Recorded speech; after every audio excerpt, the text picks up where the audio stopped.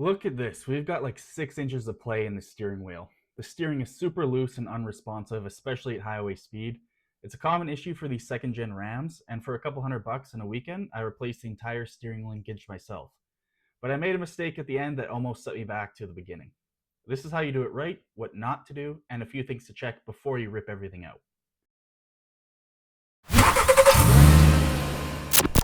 The steering system is pretty simple. The tie rods connect the two knuckles together, and the drag link connects the tie rods to the steering gear, converting your steering input into side-to-side motion. They are both two rods connected together, so you can adjust the length and the alignment. There's also the track bar, which keeps the axle centered under the truck, and if there's play in any of these components, you'll feel that in the steering. I'll show you how to remove and reinstall the whole linkage as well as the track bar, and I'll put all the torque values you need in the description. But before you go ripping stuff out, get under the truck while someone turns the steering wheel back and forth. You want to see what the actual problem is. Look at the ball joints, the pitman arm, the steering shaft, and the tires. You want to see where there's movement and where there isn't. If your pitman arm is moving quite a bit, but your tires aren't moving, it's probably because there's play in the linkage somewhere. Looking back on this now, it's pretty obvious to me that the play is in the steering gear. You can see the steering shaft is moving a lot, but the pitman arm barely moves. The linkages were looking pretty rough, so I just went ahead and replaced them, but you might be better off replacing or rebuilding your steering gear instead.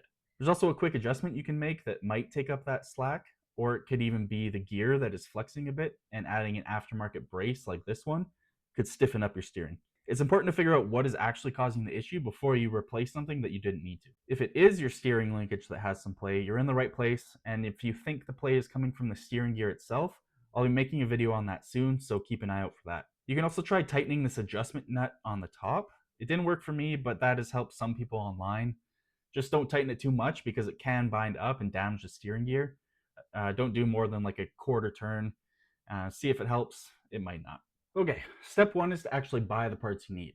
There are 3 different configurations, so it's important to get the right ones. If you have a 2-wheel drive truck, it'll be a little bit different than this one. This video should still help. If you have the system, it just looks a little different. You should be able to just look under your truck and see which one you have. You should be able to reuse your sleeves, but if they're old and rusted, you might want to replace those as well. You may want to replace your steering damper too, since you're already in here. There's a lot of parts, so let me know in the comments if you're having trouble finding the right one, and I'll try to help you out. Now that we have all the correct parts, make sure you inspect them one by one, check the threads, the boots, hold them up to the truck and make sure they match. The last thing you want is to have your truck fully apart and realize you have the wrong or damaged parts. I did have a small hole in one of the boots on one of the parts, which can let dirt and water into the joint, wearing it out. I sealed it up with some RTV and it should be fine, but just double check all of your boots. Before I got started, I pressure washed the entire linkage. This makes it a lot easier to work with and see what you're doing. There's 25 years of dirt and grease under here. After that, I soaked each nut with penetrating fluid to help break them free. Then jack up the truck, take the wheels off. Time to remove the old linkage. Everything's held together with castle nuts and cotter pins, so I pull the pins, break the nuts loose with a breaker bar, and hammer out the tapered joints. This one though wouldn't budge. I broke down and drove to the store to get a pickle fork, and I finally got it. Keep in mind it's easy to destroy the boots with this, so careful if you're planning on reusing any of these parts. And out it comes. It's as easy as that, just a couple nuts, and it all comes out. The track bar is a separate piece, and you might not need to replace it, but with the linkage out, it's much easier to get to, so I'm just going to go ahead and replace it while I'm here. It's just another tapered joint at the top and a bolt on the bottom. If you're finding this helpful, don't forget to like the video, and if you want to see some more work on this truck, make sure to subscribe because I will be putting out some more videos on this soon. I also measured the length of the tie rod and drag link assemblies, but it ended up being way off and I had to eyeball it at the end. It probably would have been easier to measure from tire to tire and then try to match that measurement after.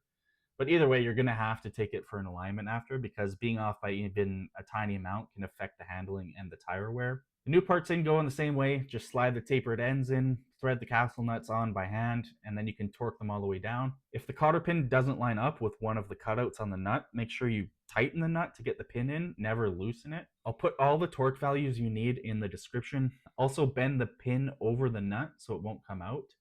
This will prevent the nut from backing off. Next, I thread in the grease fittings, or the zerks. I left this until last to avoid damaging them during install. Depending on the parts you bought, they might not have these. Make sure they came with grease in them, or you add your own. You don't want these joints to run dry. Just give it a few pumps of automotive grease from a grease gun until the boot starts to swell or the grease starts to come out of the boot. This is where I made that mistake that added a ton of extra time. On the last boot I was filling, I wasn't paying attention. I didn't see any grease coming out from the boot, so I just kept pumping it up, not seeing the giant bulge on the other side of the boot. Finally, it got too full and sprayed grease everywhere. This was a huge bummer because it was literally the last step before I put the wheels back on.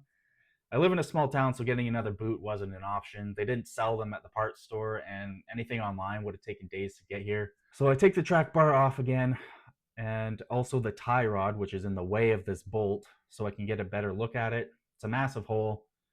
My bright idea was to just put a bunch of RTV on it and hope it holds. I did a few coats, and it looks great. You can hardly even see where the repair is.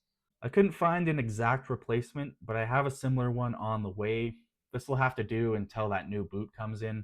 This added hours and another day to the job. It was super frustrating, but a good lesson. Pay attention, go slow when you're greasing these up. The boot held pretty well while I was filling it up. There was a small pinhole which I covered with some more RTV. I'll keep you updated on how this holds up, and I will be replacing it at some point. All right, moment of truth. Wheels back on, lug nuts torqued. Let's see what 6 hours of work got us. Not much. It does feel a bit tighter. I don't know if it's just a placebo or if there was a little bit of slop in the linkage. But the real culprit, I'm pretty sure, is the steering box.